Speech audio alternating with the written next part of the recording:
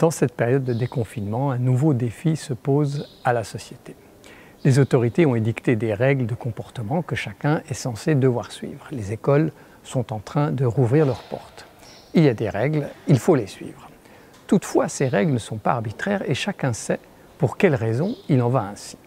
D'abord, le virus se transmet plus facilement par la proximité entre les personnes et il a tendance à disparaître si l'on pratique certains gestes barrières. Par conséquent, restreindre la proximité ou comme on dit, garder la distance, de même que se laver les mains, voire porter un masque, vont diminuer la transmission du virus. Ce sont là les principales règles que les enfants entendent à l'école. Si l'adulte connaît en général ces différentes raisons, c'est non seulement parce qu'il est informé, mais aussi parce qu'il maîtrise des compétences cognitives, telles que l'implication. Si j'ai le virus sur les mains, si je me lave les mains, alors le virus va disparaître. Ou encore l'opération inverse. Augmenter la distance, eh bien, c'est diminuer la proximité. Pour un adulte, il est facile de penser ainsi et de faire ces raisonnements. Mais qu'en est-il de l'enfant, du jeune enfant, de l'adolescent? Est-ce qu'ils sont outillés de la même manière que l'adulte pour comprendre ce qui se passe? Vont-ils obéir aux règles et en particulier, comment est-ce qu'ils comprennent ces différentes règles? Je vous propose un petit voyage au pays des règles sous la direction d'un grand observateur, Jean Piaget. Avec, pour commencer, un entretien avec Manuel, qui a 3 ans et qui s'insurge lorsque son père veut sortir pour aller en bibliothèque. Pourquoi je dois rester? Tu peux jamais sortir, jamais, parce qu'il y a un coronavirus. Mais où se trouve le coronavirus? Là, là et là. Où ça? Tu vois? Là, tu vois? Et là. Tu dois rien toucher. Comment tu le sais? Qu'est-ce qu'il faut faire? Il faut rien toucher. Ne rien toucher, où ça? Là. Tu vois? Pourquoi? Qu'est-ce qui se passe si on touche quelque chose? Je vais tomber malade. Qu'est-ce qui se passe si tu tombes malade? J'ai mal au ventre. Et ça fait quoi? Je vais pleurer. J'ai vu hier un garçon qui l'a touché. Alors je vais lui dire, ne touche rien parce qu'il y a un coronavirus. C'est mal de toucher? Oui, tu dois rien toucher. Il faut rien toucher. Non, rien. Comment tu sais? Parce qu'il y a le coronavirus. Et c'est quoi qu'on ne peut pas toucher? Là-bas et là-bas. Et ici, je peux toucher la table? Oui. La table, je peux la toucher. Oui. Et tes chaussures? Oui. Et le mur? Oui, oui. Et c'est où qu'on ne peut pas toucher? Là. Et on peut toucher le train? Non. Le bus? Non. Et ta maîtresse à la crèche? Oui, on peut. Et on peut toucher le bureau de papa? Oui, on peut. Et les avions? Non. Et la maison de Constance? Oui. Tu sais ce qui m'a dit un enfant comme toi? Qu'on ne peut pas toucher la crèche. Oui, on peut la toucher. Il n'y a pas de coronavirus là-bas. Cette brève vignette nous montre la manière dont le jeune enfant comprend une norme sociale tout en la déformant. À l'occasion de la sortie de son père, l'enfant énonce d'abord 2 interdictions et de manière furieuse. On ne peut pas sortir et il ne faut rien toucher. Toutefois, on peut quand même toucher ce qui est à l'intérieur, par exemple la table ou le mur. Le caractère d'abord absolu et impératif de l'interdiction est contredit par divers exemples. En ce qui concerne l'espace, si important pour cette notion de distance, il n'est jamais neutre et semble même réparti entre le dangereux et le protecteur. Ainsi, l'intérieur de la maison est-il sans risque, protecteur, alors que l'extérieur semble menaçant et dangereux. Cette première frontière entre le dedans et le dehors répartit le danger à l'extérieur, la protection à l'intérieur. C'est pourquoi on ne peut pas toucher un bus ou un avion. Quant au risque, transmis par l'interdiction sociale, l'enfant va le ramener à la forme « toucher, c'est tomber malade ». Et la référence, c'est sa propre expérience de la douleur au ventre. Mais cette menace se manifeste aussi de manière absolue, sans tenir compte du degré de risque. Du moment qu'on touche quelque chose, on tombe malade. C'est tout ou rien. À 3 ans, la conception de la frontière dedans-dehors est donc très différente de celle de l'adulte. Pour l'adulte, la frontière est une affaire d'espace, on pourrait dire aseptisée. Pour l'enfant de 3 ans, la frontière est tracée, délimitée par ce qu'il connaît.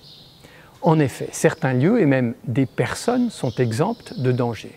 La maîtresse de la crèche, la maison d'une amie ainsi que le bureau de son père.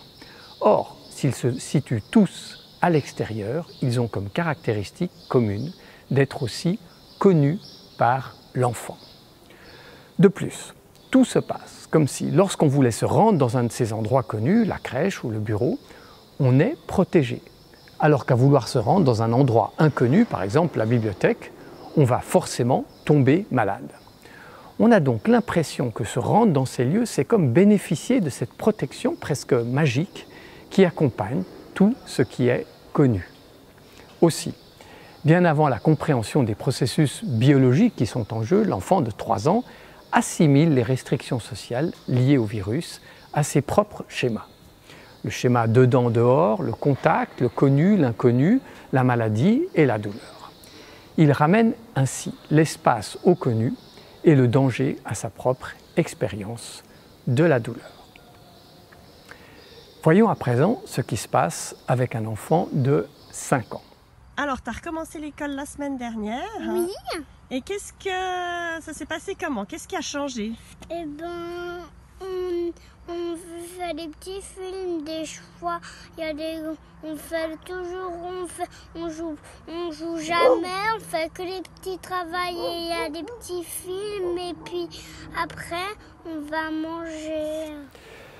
À la question de sa mère de savoir si quelque chose a changé à l'école, Basile se contente d'énumérer une suite d'événements qui sont faits à l'école avec les camarades. La question lui donnait une opportunité pour parler du confinement et des règles. Or, Basile ne mentionne ni le virus, ni les règles. Comme le dit Piaget, la pensée de l'enfant de 5 ans ne lui permet pas de comparer deux groupes d'événements dans le temps. Ici, la situation de l'école avant et après le confinement. Vous êtes beaucoup d'élèves ou bien Hier, moins que d'habitude? Moins que d'habitude. Et vous êtes 2 par 2? Comment ça se passe pour rentrer? À la finlandienne, on ne se tient pas les épaules. Vous devez être les uns derrière les autres? Oui, et pour voir la distance, on tend le bras. Vous devez être à la distance d'un bras? Oui, non, on doit être à la bonne distance. Si tu touches pas, t'es à la bonne distance. Si tu touches, t'es pas à la bonne distance. Cette réponse de Basile montre que l'école s'est adaptée au langage de l'enfant. La notion de distance employée ici par les enseignants, les enseignantes de l'école est uniquement corporelle, du fait que les jeunes enfants ne comprennent pas les distances abstraites. Comme l'enseigne Piaget, le premier référentiel connu pour évaluer l'espace et la distance, c'est le corps propre de l'enfant. Dans le cas présent, le bras qu'il allonge permet que l'enfant transporte toujours sur soi-même la bonne distance, mais ce n'est pas une notion qui est généralisable. Car à cet âge, comme le montre encore Piaget dans un ouvrage sur la représentation de l'espace, l'enfant ne conserve pas les distances de manière abstraite. Et les copains, ils respectent? Les copains de la classe, ils font? Oui. Et une fois que vous arrivez dans la classe, qu'est-ce qui se passe? Qu'est-ce que vous faites d'abord? Je me rappelle plus. Vous devez vous laver les mains ou? Oui, laver les mains, c'est sûr qu'on se lave quand on rentre à l'école toujours. On voit que dans l'ensemble de cet entretien, Basile, qui a 5 ans, ne mentionne jamais de lui-même les règles de l'école. Le terme « règle » ne semble pas approprié. En revanche, il sait ce qu'il faut faire, il sait obéir, mais cette pratique ne réveille pas directement l'idée de la règle. Il sait également qu'il y a des obligations qui sont normales dans le cadre scolaire. Spontanément, il mentionne par exemple la distance à respecter, vu qu'elle est fondée sur le corps propre. Comme le dit encore Piaget dans un de ses ouvrages, l'enfant est parfaitement capable de réussir certaines actions avant de les comprendre. Il y a là un décalage. Pourquoi tu ne peux pas rentrer dans ta classe et que tu es obligé d'attendre dehors? Parce qu'il y a le coronavirus et Et puis c'est les règles de l'école, je sais pas trop pourquoi on attend dehors. On se lave les mains 4 fois dans la journée et puis on garde bien la distance avec les élèves et tout ça. On n'est que 2 sur chaque banc et 2 par terre. On fait les mathématiques quand même, mais on fait en gardant beaucoup la distance. Mais des fois, comme on a besoin de se revoir, des fois on garde pas trop distance. Et puis quand justement les copains ne gardent pas la distance, c'est bien ou pas? Ça peut être dangereux? Ça peut être dangereux. Pourquoi? Parce qu'il peut me transmettre les microbes. Et après, si tu as les microbes, toi tu peux... qu'est-ce qui se passe? Tu peux avoir la maladie. Dans cet extrait, Samuel développe des réponses bien différentes de celles de son frère de 5 ans. À 6 ans, il a déjà une certaine conscience de la règle et de ce qu'elle recouvre. Ainsi, il mentionne immédiatement le coronavirus et les règles. Toutefois, Samuel n'est pas pour autant capable de généraliser le danger du virus, au point de comprendre une des règles qui n'a pas été expliquée par les enseignantes de l'école. De fait, il dit qu'il ne comprend pas trop pourquoi on attend dehors, pour quelle raison. Il ne voit donc pas la relation entre le danger du virus qu'il va pourtant mentionner par la suite et le fait de devoir attendre dehors pour simplement diminuer le risque. Dans sa première réponse, dès qu'il emploie le terme « règle », il récite les principales règles. Il y a là un développement net par rapport aux petits de 4 à 5 ans, où la règle de la distance était uniquement référée au corps. Pour les enfants de 6 ans, cette règle de garder la distance est connue sans que le corps n'intervienne. Ceci parce qu'à l'âge de 6 ans, l'enfant est en passe de maîtriser la notion de distance pour comprendre de manière stable ce que signifie 1 ou 2 mètres. À présent, voici les réponses de Jeanne qui a 9 ans. Faudra porter un masque à la cantine? Selon moi, oui. Pourquoi? Pour la sécurité des gens. Et en classe? En classe, peut-être aussi. Et c'est quoi le danger? C'est que si quelqu'un a le virus, il passe à tous les autres en parlant. Parce que quand il parle, il risque de faire sortir la salive, même si on ne la voit pas, et de toucher quelqu'un, et donc passer le virus à quelqu'un d'autre, qui après, à sa fois, va le passer à tous les autres. Et comment est-ce que le danger va augmenter? Si jamais personne va faire des précautions, ça va continuer comme ça, et à la fin, le Covid va gagner, et nous on va perdre, et on va tous mourir. Et comment le danger diminue?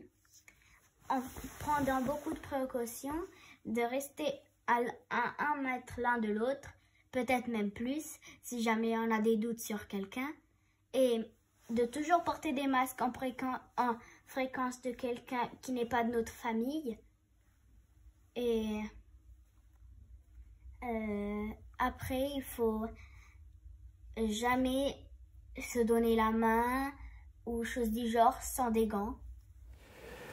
Dans ses réponses, Jeanne, qui donc a 9 ans, peut énoncer les différentes règles émises par l'école au sein d'une pensée beaucoup plus organisée qu'à l'âge de 6 ans.